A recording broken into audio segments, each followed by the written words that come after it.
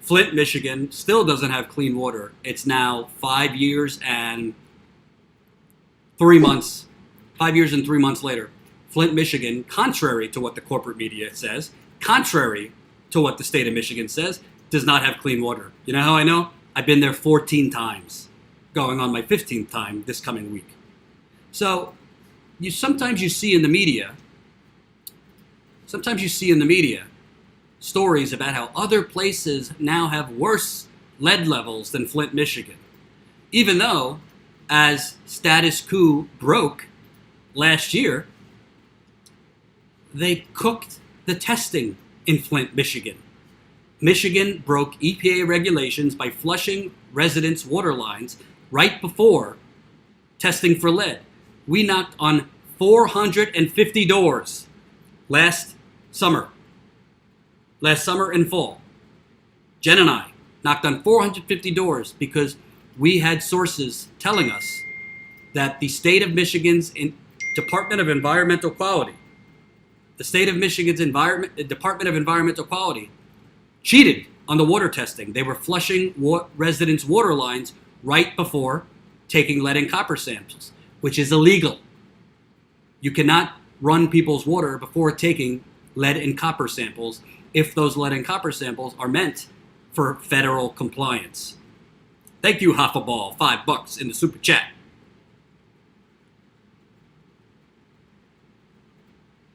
So, we have stories like this. A water crisis outside New York City has surpassed Flint, according to a pediatrician who helped uncover the Flint disaster. If you turn on the tap in Newark, New Jersey, the water may seem normal, but state records from the last 2 years indicate that it could contain elevated levels of lead, a metal that's harmful to human health even in trace amounts. We don't see lead in water, said Mona Hanna-Attisha, a pediatrician and professor at Michigan State University. It's clear, it's colorless, it's odorless, it's tasteless. If anyone is familiar with the properties of lead, it's Hanna-Attisha. In 2015, she helped blow the lid off the Flint drinking water crisis by revealing an uptick in blood lead levels among Flint children. The data she released wasn't peer-reviewed at the time, so Hanna-Attisha risked her career by making it public. But by then, the issue had become a matter of conscience. Children exposed to lead can suffer permanent brain damage, which often results in learning disabilities and increased violent behavior. In adults, chronic exposure to low lead levels of lead can cause nausea. For about a year and a half, the crisis was ongoing, and I was telling my patients that everything was okay. 4 years later, the tragedy has begun to wind down in Flint. No, it has not. Households are equipped with water filters. Yeah, they go bad very quickly, as I've seen. Lead levels have been reduced. Yes, because they cooked the lead levels, and pipes are being replaced. But a new crisis has taken its place in Newark, the largest city in New Jersey, about an hour outside Manhattan. At its zenith, the 19th century and early 20th century, Newark was a booming industrial town, but a combination of white flight and deindustrialization led to decades of decline. Today, around 28% of the city is impoverished, more than double the U.S. average. When I walk the streets of Newark, I feel like I'm walking in Flint, said Hanna-Attisha. Here's a city that has suffered from deinvestment, unemployment, population loss, decades of neglect, violence, crime, and mass incarceration. All these other issues that make it toxic for children to grow up with that. On top of that, the water could be making people sick. Since January 2017, Newark's water has been tested 5 times by the state. With each result, the lead levels have exceeded 15 parts per billion, the threshold used by the U.S. Environmental Protection Agency. Hanna-Attisha, who believes that no amount of lead is safe, called the EPA threshold a crappy standard that hasn't really caught up with science. All right, so first of all, before I get to the lies that are being told by the corporate media, and frankly, that pediatrician, I want to be clear, I'm not minimizing what's going on in Newark. Just one of the stories that Status Quo is going to be covering now that Ty is moving here next week is the water crisis in Newark, which is easy for us to drive to. I could borrow Mama Chariton's car, head over to Newark, which is in Jersey, about an hour and 20 minutes, I think, or maybe an hour and a half from New York City. So we will be covering the water crisis in Newark, for sure.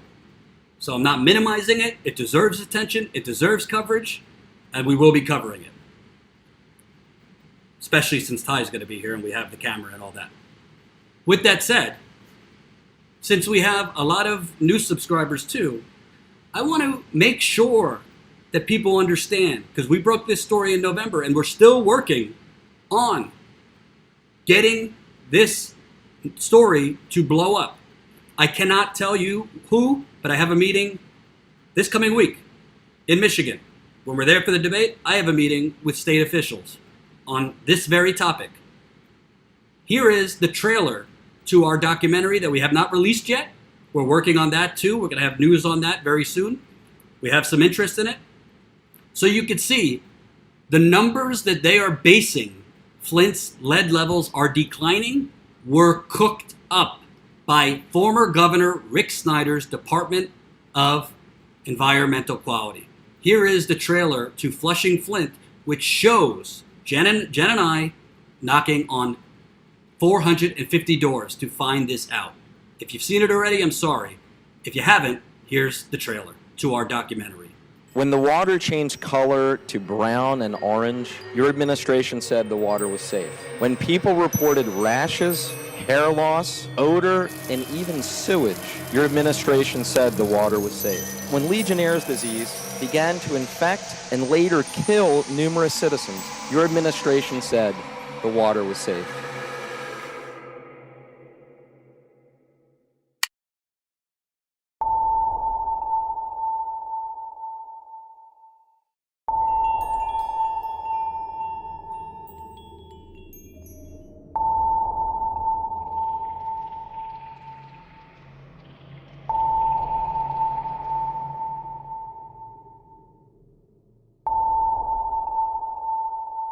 I'm a journalist. I'm just asking residents on this block if the state ever came to test their water.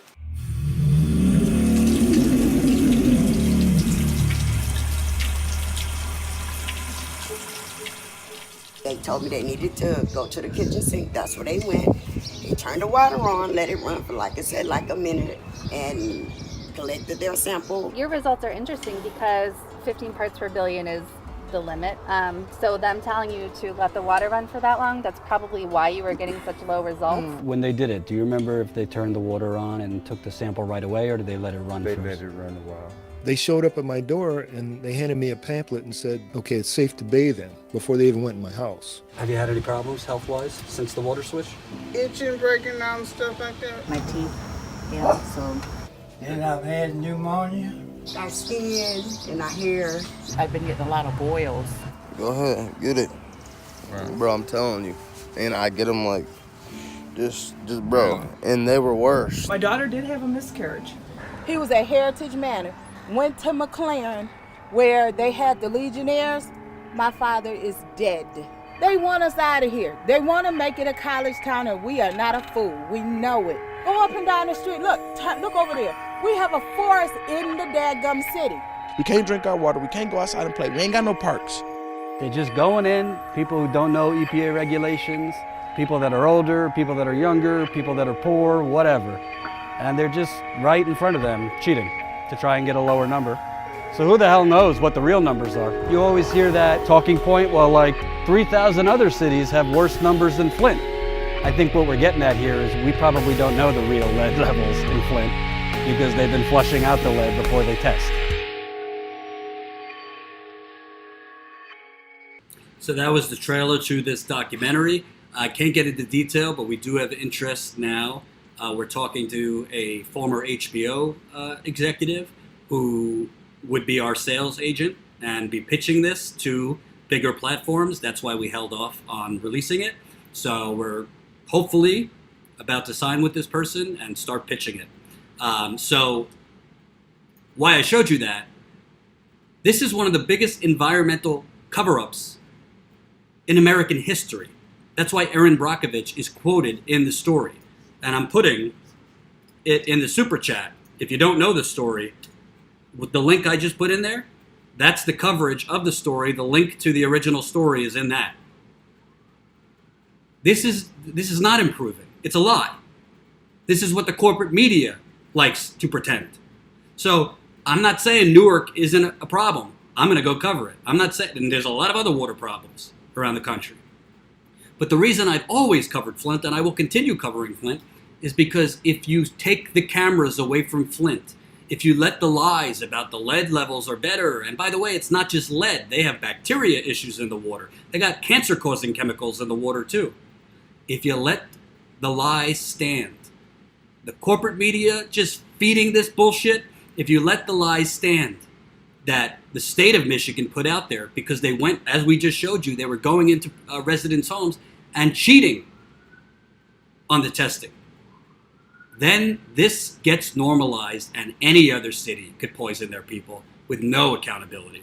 So that's why I continue covering it, and that's why I won't stop covering it.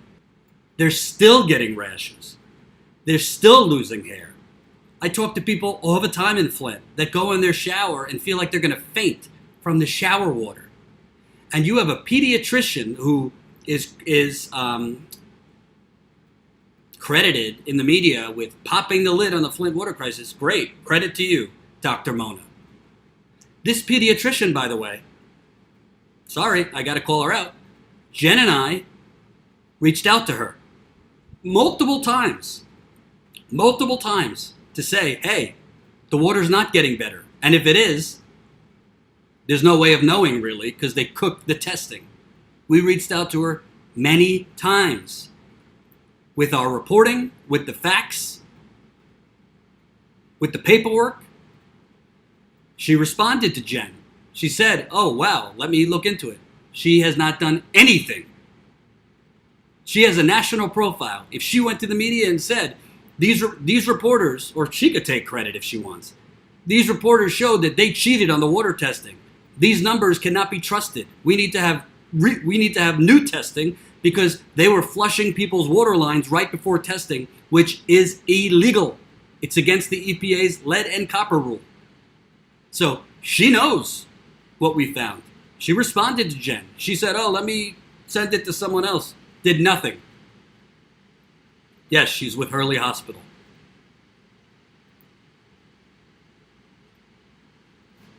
So, I don't know Dr. Mona. I'm sure she's a very lovely woman. There's the link to this story if you want to read the story I sent you. But what I do know is she has the information. She is well aware that the lead levels that she is going on, the testing that she is going on, naively, by the way, to just trust former Governor Rick Snyder's administration to test correctly. Well, I'm not giving you my opinion that it was cooked. I'm telling you because I did something radical. Jen and I did something radical. We knocked on doors. You know what they call that? Old school. What do they call that? Journalism? I didn't tell these residents what to say. They told me when I asked them, hey, did they let the water run first or did they take the sample right away? Oh, they let the water run. For how long? 5 minutes. You're supposed to, and Michigan Department of Environmental Quality's own instruction video said, do not flush before taking samples. So you got this, national hero pediatrician, which again, she did. She was one of the major people to blow the lid off of the Flint water crisis in the beginning. You have her pushing this bullshit narrative that the water crisis is almost over and that the people are, the water is better. Well, if the water is better, why 1 year ago, when we knocked on these doors, when we knocked on these doors 1 year ago, it was 2 months after Governor Snyder declared the water is back to normal. So they were declaring it a year ago the water is fine. Why is it that I met 1-year-old babies who had just moved into a home in Flint and had white blisters all over their arms and legs and earlobes? You'll see that in the documentary. Why is it that I met people with active rashes, not like scars from old rashes, active rashes from the water? Why is it that I met people that are literally losing hair today when they shower? And the water's fine? Shame on you, Dr. Mona. You have the information in your email box. We sent it to you, you responded, and you haven't done anything. I understand you wrote a book, and you were on The View, and I'm glad if you sold many copies of that book. You deserve it. But if you have information, even if there's a small chance that the testing is not credible, and I'm telling you there's a 100% chance that the testing wasn't credible because we knocked on the doors. We have paperwork to prove it. You know what the state of Michigan, Governor Snyder, and the Department of Environmental Quality said in response to what we found? They couldn't deny it. They couldn't debunk it. You know what their response was? The residents are confused.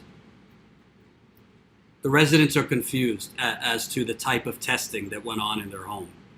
The residents are confused as to who came into their home. And you know, while I'm at it, I got to keep it real. We submitted the film to Michael Moore's film festival. Hopefully he looks at it. Where is Michael Moore? I see that he's tweeting about Mueller and Trump. That's great. But why isn't Michael Moore still on this? You know how many times I've sent to Michael Moore and his people our work and this story? Nothing. I'm not doing this for my health. I'm not doing this for my ego.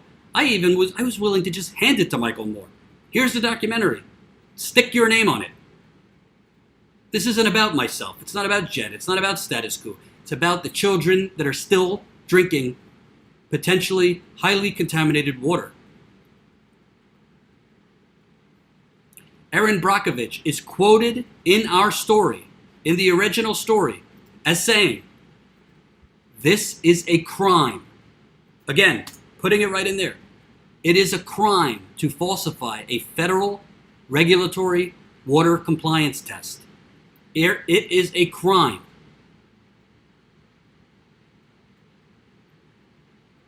So, not taking anything away from what Newark is going on.